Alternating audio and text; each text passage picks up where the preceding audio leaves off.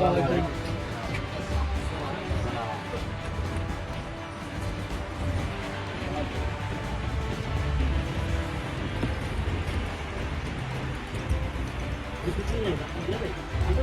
ছুটি হওয়ার সম্ভাবনা আছে কালকে, এটি সত্যি কথা। এবং কালকে ওনার এইখানকার চিকিৎসকরা যদি ওনাকে ছুটি দেয়, কারণ ওই কিছু কিছু রিপোর্টের জন্য আজকেও একজন চিকিৎসক দেখে ওনার কিছু পরীক্ষা করার জন্য দিয়েছেন। সেই পরীক্ষাগুলো আমরা কালকে করাবো। উনি দিয়েছেন বিকেলের সন্ধ্যার দিকে এসে, সেগুলো করাবো।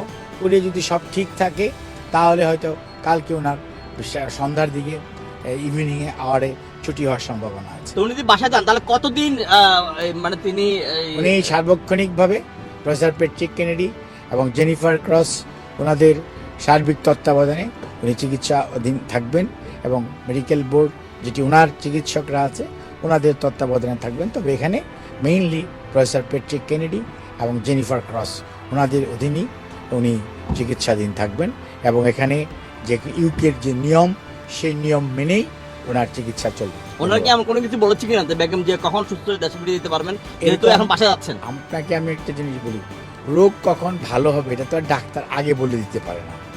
আবার আদৌ রোগ কতটুকু ইমপ্রুভ করবে সেটা আগে প্রেডিক্ট করা যায় না, আপনাকে বুঝতে হবে। এটি মেডিকেল সায়েন্স এরকম কোনো আগেই বলে দেওয়া যেত তাহলে তো ভালোই হতো।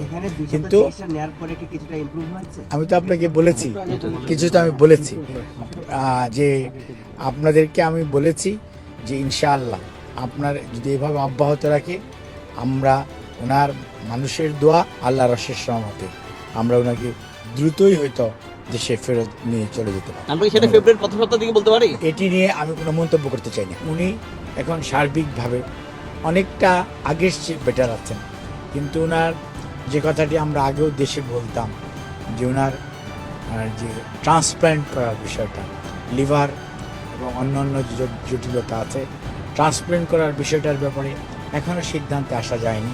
কারণ মনে রাখতে হবে, আমি আগেও কয়েকদিন আগে এখানেও বলেছি ওনার বয়সটা একটা বিবেচ্য বিষয়, ওনার লিভার ডিজিজ। কারণ উনি জেলখানায় যখন ছিলেন একাকিত্ব এবং বলতে গেলে যে চিকিৎসা ওনার প্রয়োজন ছিল সেই চিকিৎসা থেকে ওনাকে বঞ্চিত করা হয়েছে।